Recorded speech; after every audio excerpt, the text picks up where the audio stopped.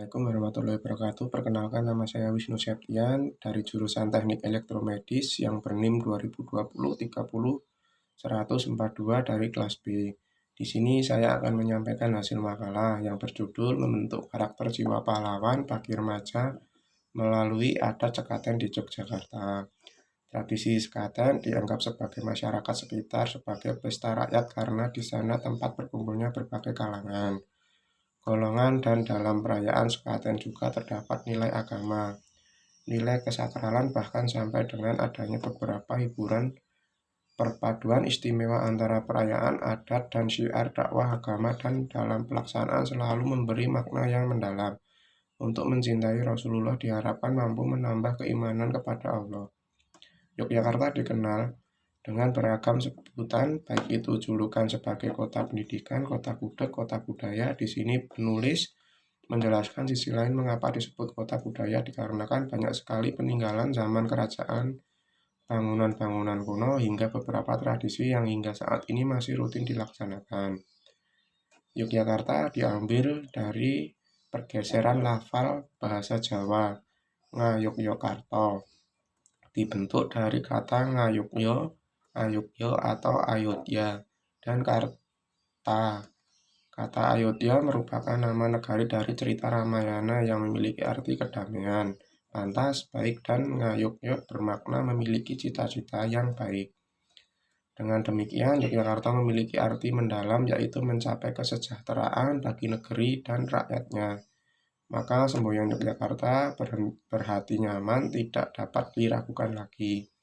Karena memang selain istimewa, masyarakat istimewa juga kotanya. Selain itu, Yogyakarta merupakan satu-satunya wilayah yang memiliki gelar keistimewaan di Indonesia, dibandingkan dengan kota besar lainnya dari dulu hingga sekarang. Perayaan sekaten dilaksanakan seminggu atau 7 hari dari tanggal 5 sampai dengan bulan Maulud tanggal 11. Acara Miyos Gongso merupakan tanda pembukaan sekaten dan Grebeg Maulud merupakan tanda berakhirnya sekaten. Pelaksanaan sekaten tak lepas dari berbagai hal, diantaranya persiapan fisik maupun persiapan non-fisik. Persiapan non-fisik adalah perwujudan sikap dan perbuatan yang harus dilakukan pada waktu sebelum dan sesudah pelaksanaan upacara sekaten. Suci secara lahir batin. Hal ini dilakukan karena menggunakan gamelan sekaten tidak sembarangan, dan warisan pusaka harus diperlakukan penghormatan secara khusus. Adapun persiapan fisik berupa peralatan serta benda-benda pusaka warisan keraton yang akan digunakan, diantaranya 1. Gamelan pusaka yang bernama Kiai Nogowilogo dan Kiai Guntur Madu. Saat dibunyikan, pertanda telah dimulai upacara sekaten. 2. Uang logam digunakan untuk acara udik-udik yang akan disebarkan sebagai wujud syukur serta kebahagiaan menyambut pergantian peringatan hari kelahiran Nabi Muhammad SAW. 3. Naskah riwayat Nabi Muhammad. 4. Perlengkapan busana, penabuh, gamelan atau busana untuk para wiyoga. 5. Perlengkapan prajurit keraton termasuk senjata untuk mengawal gamelan sekaten dari awal mulai hingga akhir perayaan. Tahap pelaksanaan. Tahap Miyos Gongso. Tahap Miyos Gongso dilakukan pada tanggal 5 Maulud pada sore hari kedua gamelan Kiai Guntur Madu dan Kiai Nogowilogo yang dikeluarkan dipindahkan dari bangsal Srimangati untuk Kiai Guntur Madu dan bangsal Trajumas Kiai Nogowilogo. Gamelan ini akan ditabuh oleh Abdi Dalem Krido Wardowo yang menandai dimulainya perayaan sekaten. Tahap numplak wajik. Upacara numplak wajik merupakan pertanda dimulainya pembuatan gunungan yang akan diarak. Upacara ini diadakan 3 hari sebelum acara Grebeg Mauludan. Pembacaan riwayat Nabi Muhammad dibacakan oleh Kiai Penghulu di Masjid Gede, dihadiri Sultan Ngayogyakarta dan elemen masyarakat, agar kepemimpinan Sultan meniru bagaimana Nabi ajarkan, baik itu bijaksana dalam mengambil keputusan dan kemampuan untuk mengayomi warga Yogyakarta. Kondur Gongso. Tahap ini merupakan tahap penyelesaian saat 2 gamelan seketi dipindahkan dari halaman Masjid Gede ke dalam Keraton Yogyakarta sekaligus sebagai pertanda diakhirinya upacara sekaten. Maksud dan tujuan dilakukan sekaten memiliki berbagai makna mendasar, di antaranya makna religius, makna sejarah, dan makna kultur. Makna religius merupakan keseharusan Sultan dan seluruh pihak keraton mampu meneladani Kanjeng Nabi Muhammad, serta diharapkan mampu meniru ajaran beliau, baik yang diperintahkan maupun menghindari larangan dalam beragama, bermasyarakat, maupun bernegara. Makna sejarah, Sultan sebagai pewaris tahta yang sah dari kerajaan Islam di wilayah Mataram dan berkaitan pula dengan keberadaan Sultan sebelumnya, maka kewajiban Sultan bertanggung jawab penuh guna meneruskan tradisi ini baik dalam hal pemeliharaan maupun pelestarian peninggalan dari Sultan sebelumnya.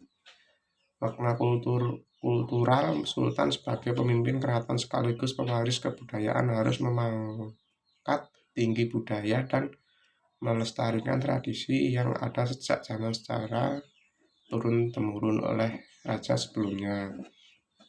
Untuk kesimpulan dari uraian di atas dapat disimpulkan bahwa betapa kuatnya tradisi dan penghormatan Sultan beserta seluruh elemen pembantunya terhadap warisan budaya leluhur, sekaten maupun perayaan budaya lainnya.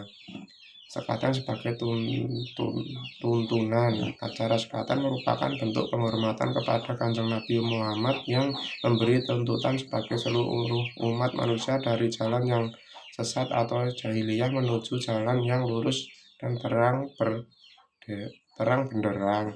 Sekaten sebagai tontonan masyarakat yang berbondong-bondong melihat bahkan berperan aktif dalam perayaan sekaten maupun meniru dakwah yang dilakukan oleh Wali Songo yang sukses mengembangkan antara adat dan syiar dakwah media kesenian yang dihadirkan selama acara berlangsung mampu memberikan hiburan dan membawa kebahagiaan bagi masyarakat sekitar maupun luar daerah yang menyaksikan upacara tersebut.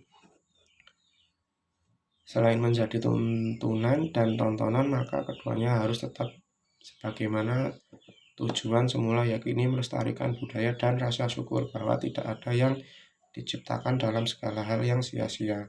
Semua bermanfaat dan memiliki manfaatnya masing-masing. Selanjutnya, jiwa kepahlawanan yang terkadang di dalam perayaan tersebut.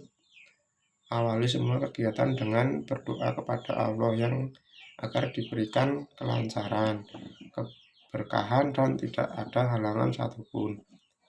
Tahap awal pelaksanaan sekaten hingga diturunkan kedua gamelan yang Kiai Guntur Madu maupun Kiai Nogowilogo memberikan arti bahwa setiap tidak ada pengorbanan yang mudah dalam setiap awal semua bentuk proses yang berakhir dengan kemenangan atau rasa manis bagaimana madu. Generasi muda diharapkan mampu meniru segala kebaikan dan tingkah laku sebagaimana ajaran Nabi, ajaran Wali Songo dalam syiar dakwahnya.